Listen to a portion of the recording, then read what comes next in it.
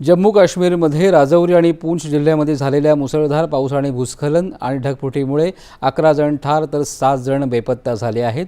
पूंछ जिल्ह्यातल्या सुरणकोट तालुक्यात जोरदार पावसामुळे परिस्थिती बिकट झाली असून विविध यंत्रणा बचाव कार्यामध्ये गुंतल्या आहेत. नायब राज्यपाल मनोज सिन्हा यांनी परिस्थितीचा आढावा घेऊन बाधित कुटुंबांना तातडीनं सहाय्य पुरवण्याच्या सूचना दिल्या असून मुख्यमंत्री ओमर अब्दुल्ला दिल्ली दौरा सोडून जम्मूला परतले आहेत. जम्मू काश्मीरमध्ये प्रतिकूल हवामानाच्या अंदाजामुळे खबरदारीचा उपाय म्हणून आजपासून पहलगाम आणि बालताल या दोन्ही मार्गांवरून होणारी श्री अमरनाथ यात्रा स्थगित करण्यात आली आहे. भाविकांच्या सुरक्षिततेसाठी हा निर्णय घेण्यात आला असून पुढील आदेश मिळेपर्यंत बालताल आणि ननुवान चंदनवारी बेस कॅम्पवरून यात्रेकरूंना पुढे जाण्याची परवानगी दिली जाणार नाही असं अधिकाऱ्यांनी सांगितलं आहे. श्री माता वैष्णोदेवी देवालय मंडळानेही वैष्णोदेवी यात्रा तात्पुरती स्थगित केली आहे. हवामान परिस्थितीवर प्रशासन सातत्याने लक्ष ठेवून आहे आणि भाविकांसाठी परिस्थिती सुरक्षित असेल तरच यात्रा पुन्हा सुरू केली जाईल.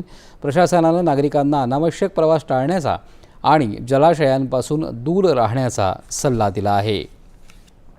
हवामान राज्यात पुढील 5